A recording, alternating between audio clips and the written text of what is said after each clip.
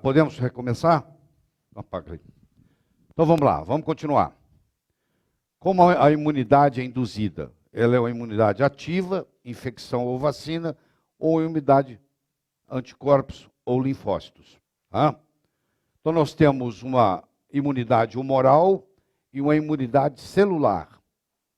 E por incrível que pareça, ele interfere nas duas, tanto na humoral quanto na celular. Aqui estão os órgãos do sistema imune, os adenoides, as amígdalas, os nódulos linfóides, os vasos linfáticos, o timo, o apêndice, a medula óssea, as placas de Peyer, o baço, tudo isso está envolvido com o sistema imune. Então, os órgãos linfóides do sistema imune são divididos em dois: tecido linfóide primário e tecido linfóide secundário. O primário é o timo e a medula óssea, e o secundário é o baço, os gânglios linfáticos, os linfonodos, e o tecido linfóide tecidual propriamente dito. O sistema imune, ele é formado de granulócitos e mononucleares. Os granulócitos são os neutrófilos, os eosinófilos e os basófilos. Os mononucleares são os monócitos, os linfócitos e o natural killer, que é um tipo especial de linfócito, que é o chamado exterminadores naturais. Os linfócitos são divididos em linfócito T e linfócito B. O linfócito T é dividido em CD4 e CD8. E são o cluster denomination, que é o CD, 4 e 8. O CD8 é supressor. O CD4 divide em dois, helpers, TH1 e TH2. E aqui os monócitos, quando passam para o tecido, eles se transformam em macrófagos. Então o TH1 é doenças autoimunes e imunidade celular. O TH2 é alergia e imunidade humoral. Então, no caso aqui, nós estamos procurando, essas substâncias predominantemente estimulam o TH1 e bloqueiam o TH2. Então você vai ver que ela tem aplicação em asma. Você vai ver que a asma provocada, por exemplo, por aspirina, se beneficia com baixas doses de naltrexona. Aqui estão os supressores, que é importante para poder matar as células cancerígenas, suprimi-las à medida que elas são formadas. Então, as baixas doses de naltrexona aumentam as concentrações de metaencefalina, que estimula o T-HELP1 e bloqueia o T-HELP2. Então, esse é o mecanismo imunológico pelo qual ele funciona, aumentando o TH1, diminuindo o TH2, estimulando o natural killer, estimulando as interleucinas, estimulando o CD4, estimulando o CD8. Então, ele atua em várias partes do sistema imune. Tá? Os natural killers, também chamados exterminadores naturais. E aqui nós temos as células dendríticas, que são as células apresentadoras de antígenos. Isso aqui é colocado numa perspectiva diferente. Eu tive um desafio comigo mesmo, como é que eu colocaria o sistema imunológico numa página só num slide. Esse era o meu desafio. Eu montei isso aqui. Se você ver aqui, está o sistema endócrino, aqui está o sistema imune, aqui está o sistema nervoso. Traduzindo, o sistema endócrino através dos hormônios, o sistema imune através das citocinas e o sistema nervoso através dos neurotransmissores. Então há uma intercomunicação entre os hormônios, as citocinas e os neurotransmissores, que vão desencadear tudo isso que nós conversamos aqui. Por exemplo, aqui está o CD4, que vai ter o TH1 e o TH2. Aqui está o linfócito B, que vai dar os plasmócitos, que vai formar IgG, IgA, IgM, IgE, IgD. Você vai receber esse slide segunda-feira no seu e-mail, e você vai ver, está tudo escrito aí direitinho para você estudar. Deixa eu lhe apresentar a figura. Esse é o Dr. Bernard Baheri. O Dr. Bernard Baheri era um médico de Nova York. Ele morreu em maio de 2010. Ele foi formado em Harvard. Ele era neurologista e psiquiatra. E ele foi diretor da divisão de alcoolismo e dependência de drogas em Nova York. Foi onde começou o interesse dele, porque ele ficou lá de 81 a 89. Por volta de 1980, a naltrexona foi lançada. 84, aprovado para heroína. E ele estava lá justamente nesse lugar certo, usando isso. E aí ele começou a vida, o processo dele, onde vai ter essa história que vai ser desenrolada. Esse é ele. Harvard Medical School, which I graduated in 1957. Se formou em 54 em Harvard. In internal medicine at one of the Harvard teaching hospitals, Beth Israel in Boston. Medicina interna. And neurology at the Massachusetts General. No Massachusetts General ele estudou neurologia. And went to the National Institutes of Health for 2 years doing brain physiology, brain research. Fisiologia do cérebro. Did another residency training in psychiatry. Fez residência, especialidade em psiquiatria. Isso é só para vocês terem ideia da personalidade dele. Claro que poucos meses antes dele morrer. 5 or 6 years got very involved in working in drug addiction. Mas esse é o indivíduo responsável pela história, tá bom? Em 1985, o Dr. Bernard Bahari confirmou em seres humanos que baixas doses de naltrexone, 3 mg por dia, tinha efeito modular no sistema imune. Ele descobriu que esta dose, tomada na hora de dormir, era capaz de realçar a resposta do paciente para infecção por HIV, o vírus que causa AIDS. Os pacientes que ele usava, o HIV nunca virou AIDS. Em todos os pacientes que ele usou. Não parava no HIV. Subsequentemente, a dosagem ótima para adulto de LDN foi determinada em 4,5 mg, com exceção de pacientes com esclerose múltipla, de que a predominância é espástica. Aí é 3 mg. Tá? Muito bem. Nós temos, claro, vocês sabem muito bem disso. Está tendo uma coisa, deixa eu ver aqui. O que está acontecendo com o meu passador aqui, que ele está bloqueando. A individualidade química. Então você vai ter gente que até 4,5 é dose demais, não suporta. Qual é o principal modulador do sistema imune? Isso o Dr. Zeigan conseguiu responder, que o principal modulador do sistema imune são os opioides. Deixa eu ver aqui o que está acontecendo. Espera aí. Eu estou com um problema aqui que está me incomodando. Vamos ver se melhora. Vamos ver. Melhorou. No meados de 1990, o Dr. Bahari descobriu que aqueles pacientes, em sua prática, com câncer, como linfoma ou câncer pancreático, podiam se beneficiar, em alguns casos, dramaticamente, da baixa dose de naltrexone. Além disso, pessoas que tinham uma doença autoimune, como lúpus, por exemplo, frequentemente mostravam um controle clínico da atividade da doença enquanto tomavam LDN. Ele começou a usar tanto em pacientes com câncer, quanto pacientes com doença autoimune. Então o LDN, ele tem aplicação em todas as doenças autoimunes, todas, sem exceção. Ele tem aplicação em pacientes com HIV, só o HIV/AIDS, já manifestado. Ele tem aplicação em todas as doenças neurodegenerativas, como Parkinson, como Alzheimer, etc. Esclerose lateral amiotrófica, e ele tem aplicação em vários tipos diferentes de câncer. Essas são as aplicabilidades clínicas do low dose naltrexone. Estão lembrados aqui, o sistema nervoso central é formado pelo cérebro, cerebelo, bulbo, que é o chamado encéfalo, e pela medula espinhal, né? Esse é o chamado sistema nervoso central.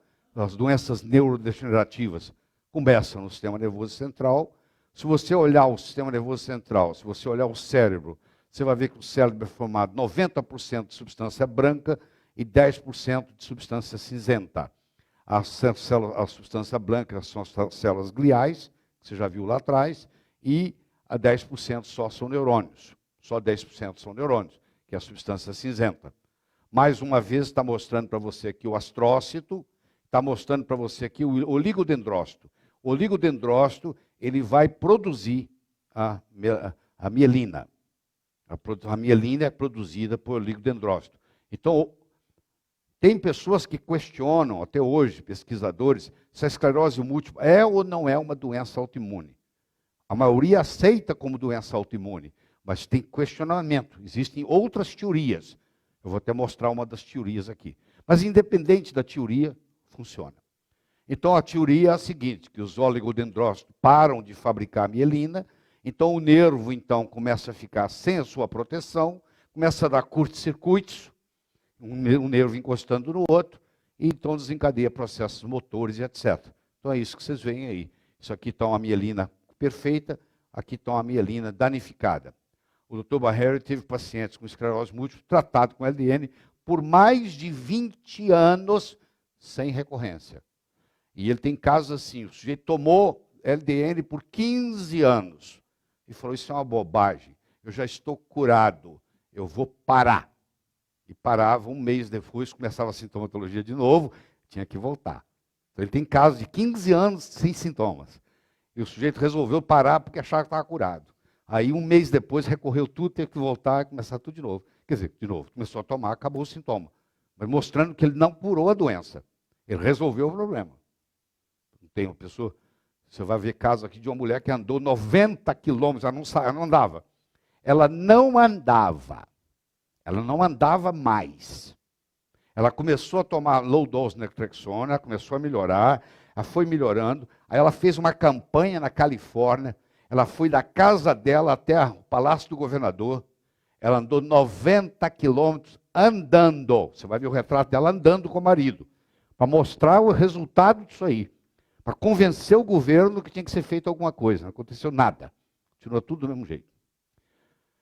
A célula apresentadora de antígeno, que é a célula dendrítica, está aqui para você ver, que não tem nada a ver com os dendritos do cérebro. Aqui a microglia, o astrócito, nós já vimos tudo isso. Células gliais, que quando há uma lesão qualquer no sistema nervoso, há uma reação, chama gliose. Às vezes você avalia a quantidade, a lesão pela reação da gliose. E aqui está o Dr. Alzheimer. O alemão Alzheimer, que foi o que descreveu pela primeira vez, em 1906, o psiquiatra alemão, que descreveu a doença de Alzheimer, com comprometimento da memória, comprometimento de aprendizagem e comprometimento de coordenação motora, os três simultaneamente. Doença de Alzheimer é uma doença crônica, neurodegenerativa, progressiva, caracterizada por perturbações da memória, pensamento, comportamento e emoção. É a causa mais comum de demência, a quarta causa de morte nos Estados Unidos. Aqui mostrando como é que vai a deterioração, aqui mostrando como é que o cérebro vai se atrofiando, há uma atrofia cerebral, e está relacionado com a proteína tau e os microtúbulos. Para ser mais simples, esses microtúbulos se emaranham, faz um emaranhado, em inglês chama tangle, faz um tangling, entanglement, enrolação, enrola essas miofibrilas, e ele compromete a memória, compromete o pensamento, compromete o comportamento, compromete a emoção. Ele é desencadeado principalmente pelas placas beta-amiloides, pela proteína tau e pelo emaranhamento neurofibrilar. Então essa é a fisiopatologia do processo. Placas beta-amiloide, proteína tau, emaranhamento neurofibrilar. Isso aqui é um teste mundial usado para Alzheimer. O paciente chega no seu consultório, você dá para ele essa figura, ele olha por 1 minuto, aí você tira a figura e pede ele para repetir, desenhar essa figura. E a maioria não sabe nem por onde começar. E aí, à medida que você faz o tratamento, você vai aplicando isso e vai mostrando a melhora. É um jeito de você mostrar como é que ele está melhorando, uma coisa bem objetiva. A outra que vocês conhecem é o teste do relógio. Você manda ele desenhar um relógio. Aí você faz a intervenção, manda desenhar o relógio de novo e mostra a diferença. Tá? Além da aplicação transdérmica em crianças com autismo. Existe uma aplicação transdérmica hoje em pacientes com autismo com baixas doses de naltrexona. São estudos que estão começando, mas isso existe. Vocês sabem muito bem que o óxido nítrico é fundamental, ele é formado através da óxido nítrico sintase, e que vira arginina, o óxido nítrico sintase vira citrulina, mais o óxido nítrico. A óxido nítrico sintase, ela está no endotélio, ela pode ser endotelial, ela pode ser neuronal e ela pode ser chamada induzível, que ela aumenta a produção de glutamato e faz neurodegeneração. Em outras palavras, as doenças neurodegenerativas têm a ver com a superprodução de peróxido de nitritos e com o aumento do glutamato. Essa é a verdade. Por quê? Porque citotoxinas, nós vamos estudar daqui a pouco, aumenta o glutamato, estimula a produção de glutamato, que aumenta o influxo de cálcio, que aumenta a proteína quinase C, que aumenta a liberação do cálcio no retículo sarcoplasmático, que aumenta a liberação de ácidos graxos, araquidônico principalmente, aumenta o ciclo e a lipoxigenase, cria eicosapentanoides inflamatórios, aumenta a concentração de radicais livres e causa morte celular. Ou seja, excitotoxina causa morte de neurônio. Amanhã nós vamos conversar sobre adoçantes artificiais. Você vai ver que muitos dos adoçantes artificiais, não os que estão aí fora tem um que tem aí stevia, não tem problema.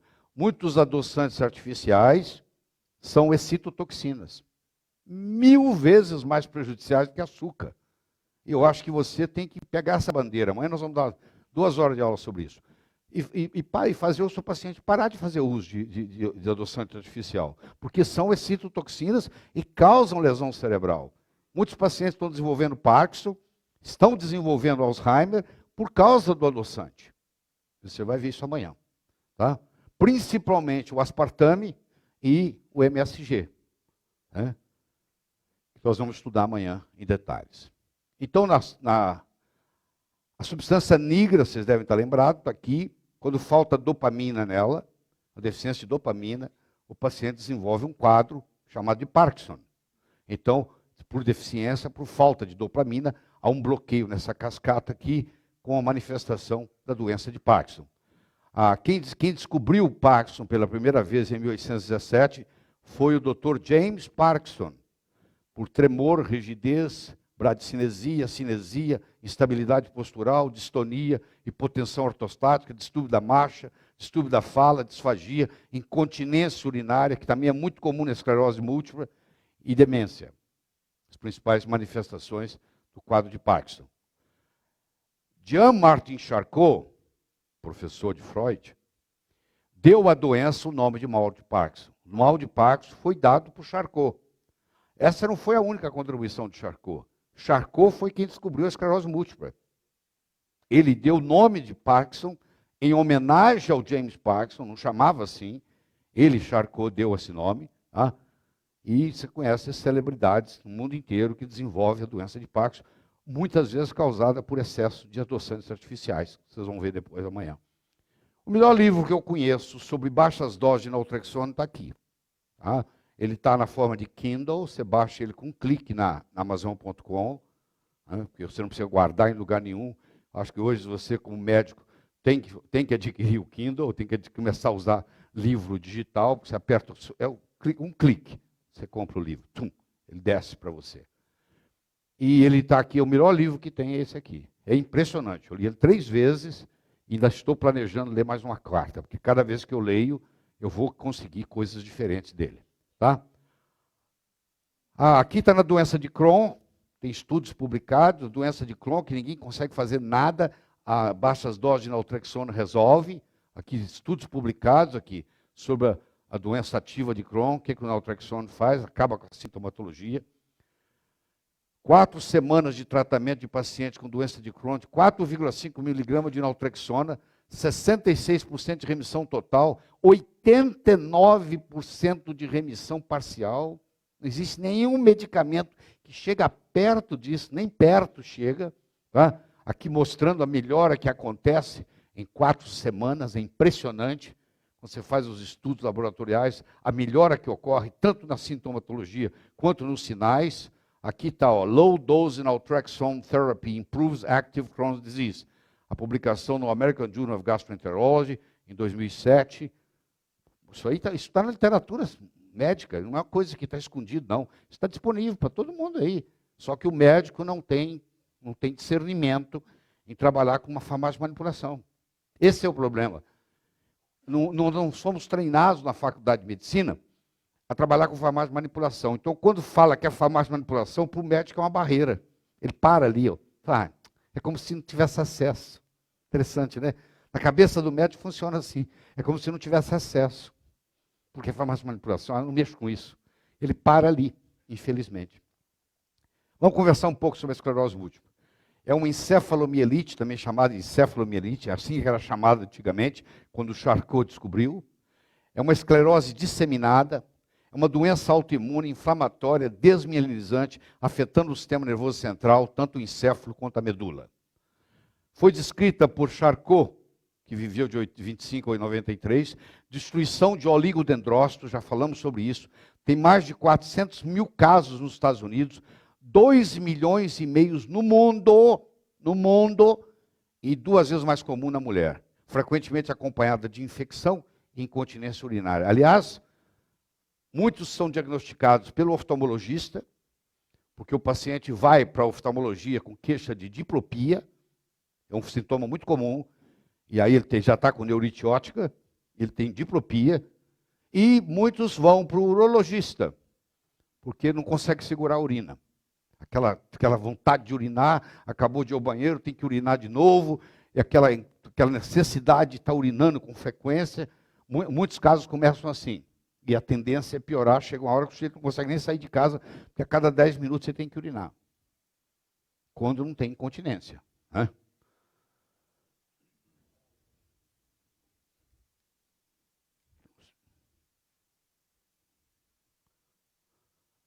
Aqui está o Jean-Martin Charcot.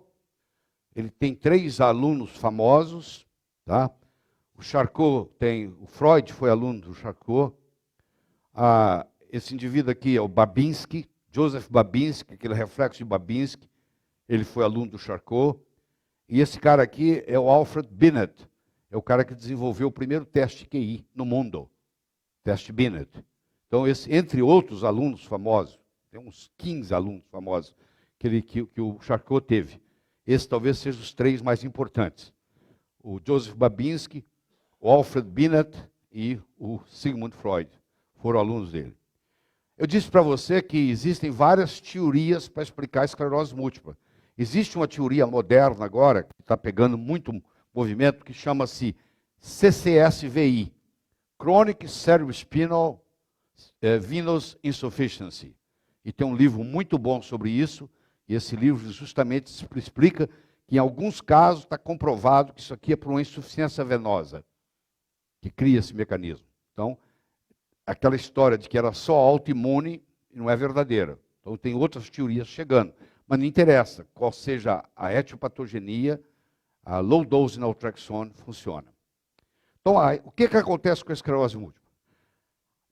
O tratamento que você tem para a esclerose múltipla é ou o grupo do CRAB, que eu vou mostrar no minuto o que é CRAB, que peca na eficácia, peca no custo e peca nos efeitos colaterais. Quer dizer, o pior tratamento médico que você pode ter para a esclerose múltipla é caro, dá efeito colateral e não resolve nada. Só conversa fiada. Tá? Isso é o CRAB. Quando o CRAB não resolve, você já explorou todas as drogas, aí tem a quimioterapia. Igual você faz no câncer, você aplica a quimioterapia em esclerose múltipla, também não funciona nada. E agora tem um tratamento mais moderno chamado plasmaferese, onde você separa as hemácias, os produtos, as células todas do sangue do plasma, e o plasma passa por um processo onde é tirado os anticorpos. Isso chama plasmaferese. Mas deixa eu mostrar para você como é que fica. O CRAB é isso aqui, ó, CRAB. Está vendo aqui essas 4 aqui? É o chamado CRAB. É o Copaxone, é o Rebif, é o Avonex, é o Betaseron. Isso aqui são os preçozinhos que tem por ano. Um tratamento com Copaxone está ficando em 34, multiplica por 2, é 70 mil reais por ano. Sem falar os efeitos colaterais. Você toma a injeção na sexta-feira e você não levanta sábado e domingo. Seu final de semana acabou. Você não tem final de semana mais. Você toma na sexta e você fica 2 dias para recuperar da injeção. Aí eles lançaram o Tisabre, saiu do mercado, entrou novamente, etc. O LDN nos Estados Unidos, que é mais caro, fica em $360, ou seja, R$700 por ano. Aqui no Brasil fica mais barato ainda. Aqui no Brasil fica nos 400 e poucos, R$500 por ano. Por ano.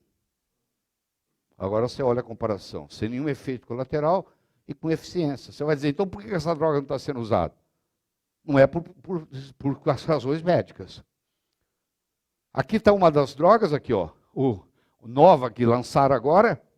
Isso aqui é no dia 9 de fevereiro de 2012, ó. Lançaram uma droga nova, mais uma, e na primeira injeção ela matou 11. Mataram 11 pacientes, foram mortos com essa droga. Ela chama Gilenya. Na primeira aplicação já morreram 11. Você imaginou? E ela é mais cara do que todas. Que quanto mais agora, quanto cada uma mais moderna, mais cara vai ficando. É verdade? Falar nisso, deixa eu dizer para você uma coisa. Eu sei que as mulheres não vão gostar de escutar isso, mas acabou de sair, tem 3, 4 anos que saiu isso, mas está chegando que o pessoal está descobrindo, um dos piores lugares para você ficar é salão de beleza. Você pega a sua esteticista e acompanha a vida dela, que você vai ver como é que ela vai terminar o final da vida, infelizmente. E agora descobriram que talco causa câncer. Quer dizer, toda essa maquiagem que a mulher faz para ficar mais bonita não é de graça, tem um preço na saúde. Então está mostrando que o talco em si é cancerígeno. Então mais uma razão para você fazer uso constante de LDN para pelo menos prevenir o câncer, né? Aqui está a paciente que andou 90 quilômetros, o nome dela é Vicky Filaissons. Aqui está ela e o marido. Ela andou 90 quilômetros a pé. Ela não andava mais, ela era paralítica por causa da esclerose múltipla, muitos anos em esclerose múltipla, tomando essas injeções com todos os seus efeitos colaterais, sem nenhum controle esfincteriano mais. Ela descobriu o LDN, como muitos de vocês estão descobrindo hoje, e ela começou a fazer uso, e para mostrar para o mundo que ela estava curada, ela andou sem parar, numa viagem de 90 quilômetros na estrada, andando. Eles traziam um alimento para ela e tal, ela andando. Andou 90 quilômetros, foi até a casa do Palácio do Governador mostrar como é que ela está curada. Isso são casos excepcionais, tá bom? Não é todo mundo que é assim.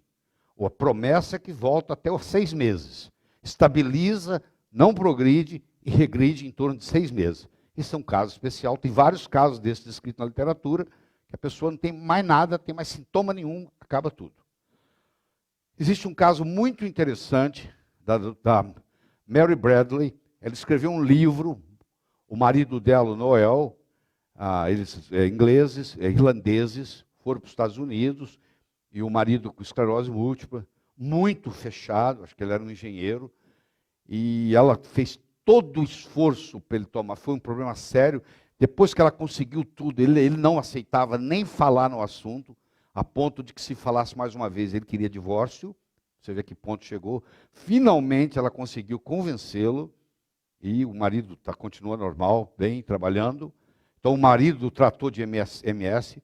Ela tinha um tio com Parkinson, também sem saída, na Irlanda, trouxe o tio para os Estados Unidos, foi no Dr. Baheri, o tio começou a fazer uso, melhorou absurdamente do Parkinson, e a mãe dela desenvolveu o CA de mama, que também teve aplicação. Então, na mesma família, você tem um caso de esclerose múltipla, você tem um caso de Parkinson e um caso de CA de mama. E ela conta nesse livro, de uma forma muito bem escrita, toda a história do envolvimento do marido, do tio, da mãe, como é que tudo isso aconteceu, como é que ela conheceu o Dr. Baheri, como é que ela fez campanha. Aí ela levou a conferência para a Irlanda. Ela hoje é uma das grandes divulgadoras, e vale a pena ler esse livro, até pelo componente literário dela. Ela escreve muito bem. Tá?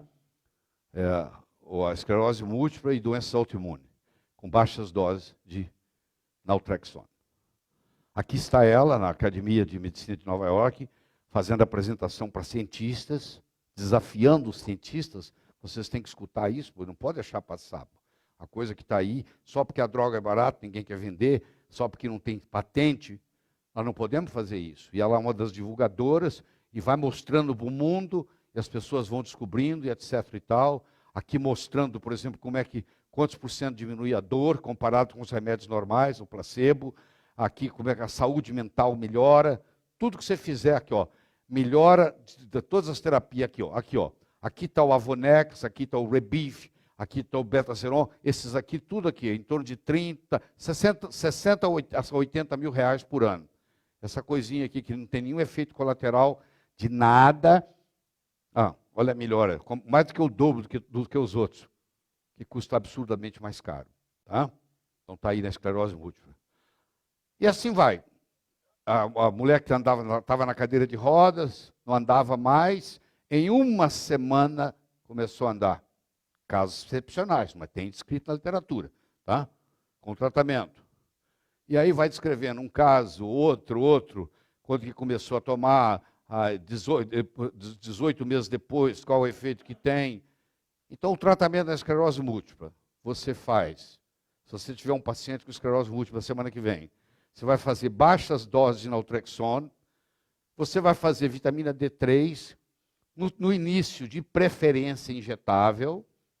A HealthTech tem 25 mil unidades injetável. Quer dizer, você faz por algumas semanas, depois você passa para oral, não tem problema nenhum, precisa fazer injetável o resto da vida, mas eu diria que umas 10 semanas você deve fazer 25 mil unidades, 1 a 2 vezes por semana, porque existem estudos e mais estudos mostrando que a deficiência de vitamina D3 aumenta a predisposição à doença, à esclerose múltipla, e o alfa-lipóico, que é outra grande saída. Então, esse trio de ouro aqui, ó, que é o baixas doses de naltrexone, vitamina D3, 25 mil unidades injetável, 1 a 2 vezes por semana, depois passa para 10 mil unidades oral, e o alfa-lipóico, você pode fazer 600 miligramas endovenoso, num soro, vem em 24 ml, você dilui para 100 ou para 200 de soro fisiológico, dependendo da sensibilidade do paciente. Tem paciente que 100 começa a reclamar que está ardendo, aí você tem que diluir em 200, só você vai decidir isso. De segunda, quarta e sexta, 3 meses. E aí, esse paciente vai ter alta. Ele vai ter alta da doença dele, vai cuidar da vida dele. E vai agradecer a você por isso. Tá bom? E gastando muito pouco. Tá? Deixa eu falar com cuidado sobre isso aqui. A DL-fenilalanina é um aminoácido, tem que ser o racêmico, tem que ser as duas. Ele tem a propriedade de diminuir o metabolismo, a desintegração da metaencefalina. Então, quando um paciente com esclerose múltipla, fazendo o LDN, se por um acaso ele passar por uma crise de estresse absurda, ele participou de um acidente de carro, os filhos morreram, sei lá, já aconteceu o caso na literatura, e o impacto é tão forte que ele entra numa crise, durante o período da crise, eu estou enfatizando com bastante carinho, isso aqui é recomendado, 500 miligramas 2 vezes por dia. Isso não é recomendado ad infinito, porque a fenilalanina, ela pode ter uma ação de estimulação de glutamato. Se você fizer ela por muito tempo, ela acaba estimulando a produção de glutamato.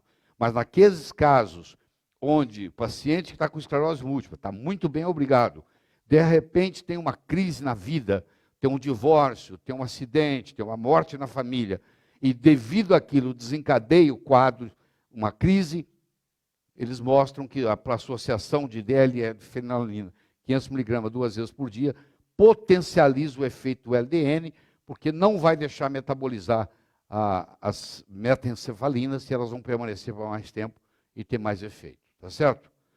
E nunca é demais apresentar para vocês o quarteto mágico, né? Que nós já conversamos aqui algumas vezes. O quarteto mágico, quem desenvolveu o quarteto mágico foi um parente do Frank Sinatra, foi o Dr. Steven Sinatra, que é um cardiologista muito famoso nos Estados Unidos. Ele tem um livro chamado Cardiologia Metabólica, que eu recomendo você a ler, que é fascinante. Eu já li várias vezes e vou ler mais, porque cada vez eu aprendo mais com ele. E ele tira pacientes da lista de transplante cardíaco, sem nenhum remédio cardíaco. Ele dá sulfato de magnésio, ele dá... Opa, eu pus aqui 2 vezes. Ele dá sulfato de magnésio, ele dá coenzima Q10, ele dá L-carnitina, e ali onde ficou sulfato era para ser derribose. Então ele dá sulfato de magnésio, derribose, coenzima Q10 e L-carnitina. Esse é o quarteto mágico para você tratar insuficiência cardíaca. Pacientes com 15% de fração de ejeção, selecionados por ele, na fila de transplante cardíaco nos Estados Unidos, são tirados da fila, 1 ano depois eles têm fração de ejeção de 55%, ou seja, totalmente normal. Totalmente, regeneração completa. Tá? E ele tem um livro completo sobre isso, chamado Cardiologia Metabólica. Tenho, posso te falar a dose. Vamos lá. L-carnitina você faz 500 miligramas 2 vezes por dia. A coenzima Q10, se você usar o Biquinol, que é o mais interessante, você pode fazer 100 miligramas uma vez por dia, se você usa o Biquinol. Se você usa o Biquinona, aí você tem que fazer em torno de 400 miligramas por dia. O sulfato de magnésio, você pode fazer ele oral ou injetável. Aqui ele está injetável, sulfato de magnésio injetável. Quando você faz oral, eu recomendo que você faça o magnésio glicina, 400 miligramas, 200 miligramas 2 vezes por dia.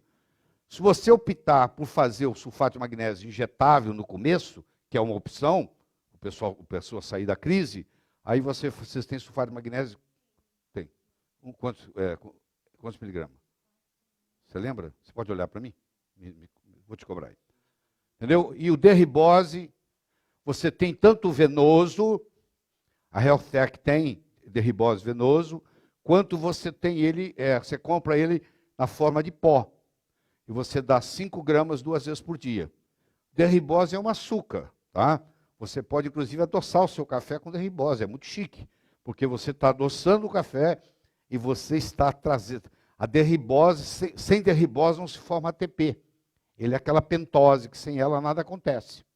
Então, quando você combina sulfato de magnésio, derribose, coenzima Q10 e L-carnitina, isso aqui restabelece, claro que restabelece qualquer nível energético, não só no coração, mas também no sistema nervoso central. Isso também tem uma melhora muito grande na parte de doenças neurodegenerativas e doenças autoimunes, como é o caso da esclerose múltipla. Viu para mim? A 10%. Sulfato de magnésio é 10%. É o quanto? 2, 3 ml? 5 de 10, tá? 5 ml. Deixa eu explicar. Se você vai fazer com a finalidade cardíaca, você pode dar L-carnitina. Se você der com finalidade sistema nervoso central, você tem que dar L-acetilcarnitina. Porque a carnitina não passa na barreira hematolicórica. Você tem que usar acetilcarnitina. Agora, se você vai usar só com a finalidade cardíaca, você pode fazer sem problema a L-carnitina. A L-carnitina eu sei que tem injetável. Você tem também a L-acetilcarnitina? Não tem, pois é. Mas a carnitina tem injetável. Tá? E a L-acetilcarnitina você só pode fazer oral. A recomendação é você fazer isso umas 2 semanas injetável, pode ser só muscular ou venoso, isso aí você escolhe, e depois passar para oral, ad infinito. Tá bom? Certo? Então esse trio aqui é fantástico. Não precisa tomar nenhum dos betas-interferons caros com efeitos colaterais. Você vai ter esse problema. O médico quer colocar o paciente naquelas injeções caras. Ah, mas o governo vai dar. Mesmo que o governo der, o efeito colateral é muito grande. Não vale a pena. E não, você vai ver na literatura, esse pessoal todo escrevendo aí, os próprios pacientes contando a história deles, 10 anos tomando beta-interferon, sem nenhum resultado e só piorando. A esclerose só vai piorando, só vai piorando, só vai piorando. O crescimento celular, ele pode acontecer por hiperplasia, displasia, anaplasia, metaplasia ou metástase. Tá? E de acordo com isso aí, com o tecido, nós vamos ter diferentes tipos de câncer. O tratamento do câncer teve um grande avanço em 1971, quando Moses Judith Folkman, em Harvard, descobriu o conceito de angiogênese. Quer dizer, o câncer, para ter metástase, para aquela metástase sobreviver, precisa uma formação de vasos sanguíneos. Isso chama-se angiogênese. Então, um dos modos de você tratar câncer hoje é bloquear a angiogênese. Então, o bloqueio da angiogênese. Então, nós temos os carcinomas, nós temos os sarcomas, nós temos os linfomas e nós temos os mielomas. Tá? Todos eles, a LDN tem ação, principalmente nos linfomas e nos mielomas. O que você tem para mieloma múltiplo? Nada. Agora você tem. Você tem LDN, que tem boa eficácia no mieloma múltiplo. Então você tem carcinomas, sarcomas, linfomas e mielomas. O que são carcinomas? São células epiteliais glandulares, quando tem glândula adenocarcinoma, ou trofoblasto, chamado coriocarcinoma. Células epiteliais. O que são sarcomas? São células mesodérmicas, osso, cartilagem, gordura, músculo, vasos sanguíneos, tecidos moles, cérebro, coração, etc., são sarcomas. Então você tem um sarcoma cardíaco, você tem um sarcoma ósseo, você tem um sarcoma cerebral, porque são células mesodérmicas, enquanto que o carcinoma são células epiteliais. Então, aqui tem células epiteliais, aqui tem células mesodérmicas, no caso aqui, coriocarcinoma. Aqui tem um sarcoma.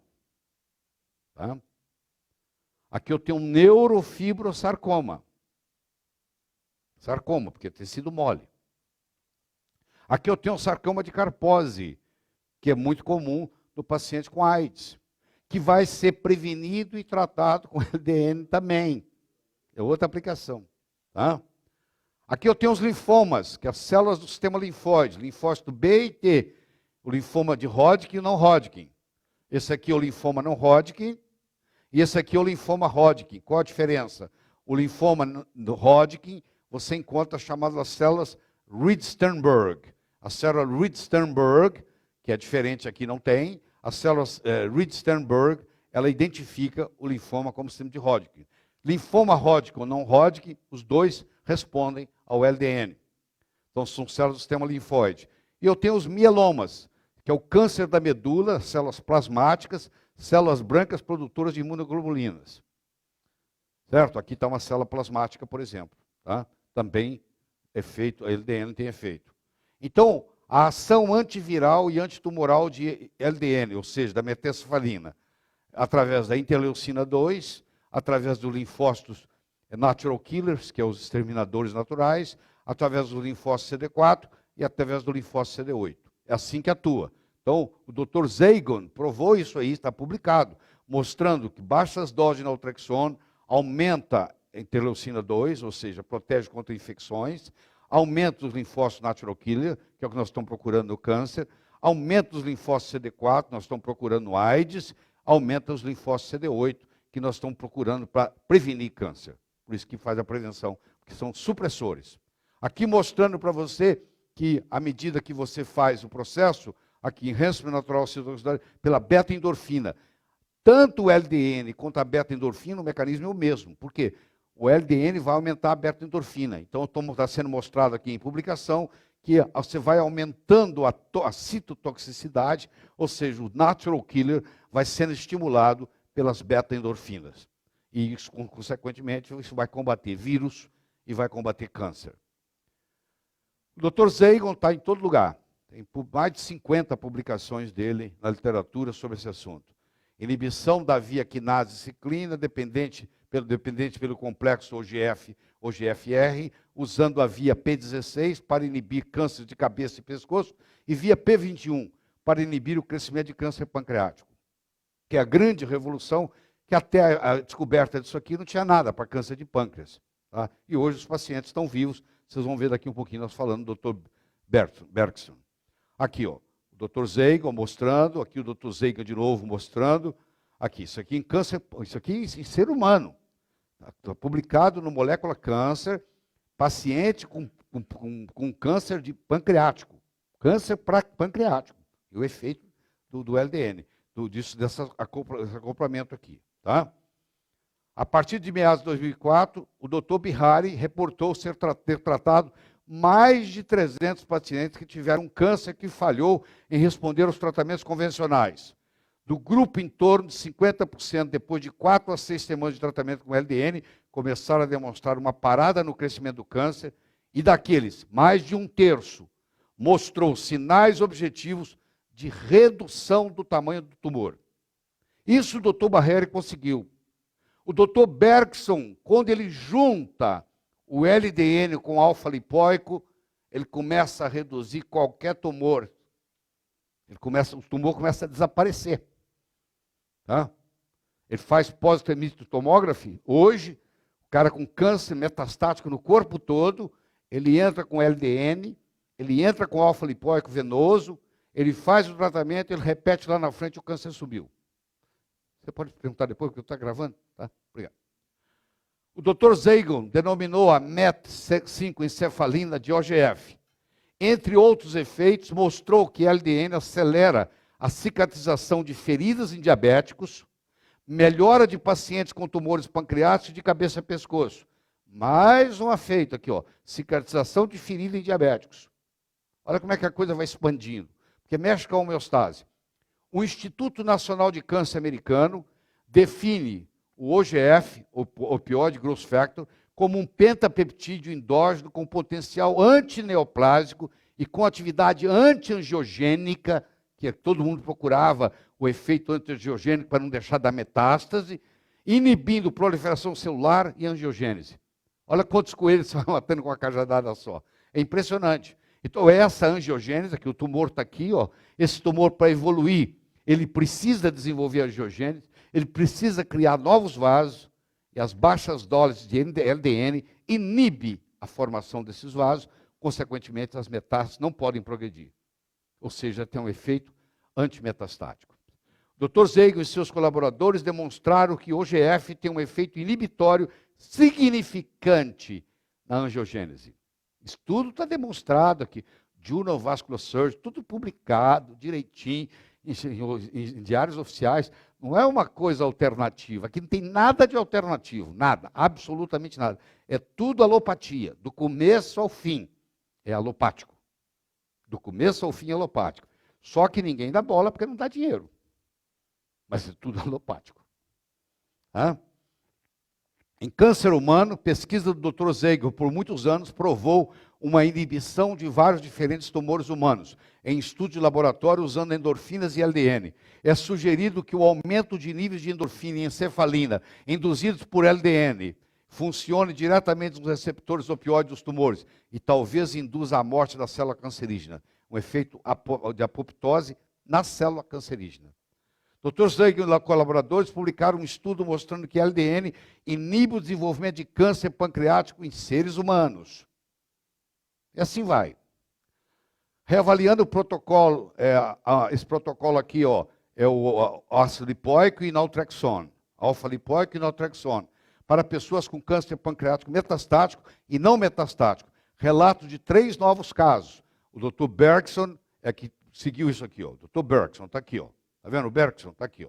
Dr. Bergson. Aqui está o alfa-lipoico, aqui ele está na sua forma de estrógeno, aqui ele está na sua forma levógera, ele vai de uma forma para outra. E aqui está um livro que eu recomendo que você tem que ler. Você não pode deixar de ler esse livro. Esse livro é do Dr. Bert Bergson, The Alpha-Lipoic Acid Breakthrough, mostrando como é que ele é um anti-envelhecedor. Ele repara lesões hepáticas gravíssimas, intoxicação por cogumelo, onde o chefe dele de residência diz para ele, ó, você observa que esse paciente ele está com intoxicação por amanita, eu vou mostrar para vocês o que é amanita, ele vai morrer, não tem nada que a gente possa fazer, absolutamente nada, você vai ficar aí observando ele morrer.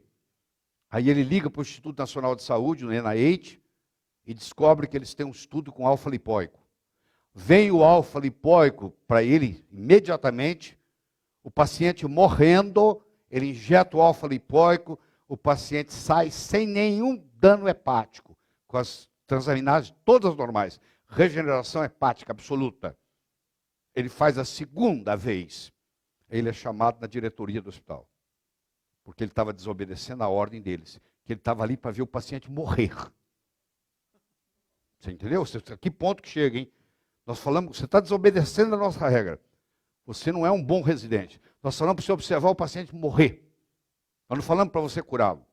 Só porque ele salvou 2 pacientes, ele perdeu o lugar dele. Porque ele tinha que olhar, documentar a morte, como é que era, como é que fazia, que sintoma que vinha. Isso que eles queriam que ele fizesse. Ele se recusou. E o próprio Instituto Nacional de Saúde já tinha experiência com intoxicação com esses cogumelos e salvando com o alfa-lipoico. Gente, vocês têm que passar os alfa-lipoicos, vai me desculpar. Depois dessa, você não tem outro jeito, não. Você vai ver hepatite C, que maravilha, alfa-lipoico. Você vai poder curar a gente com hepatite C sem nenhum problema. Você já cura com ozônio, agora você vai combinar ozônio com alfa-lipoico injetável.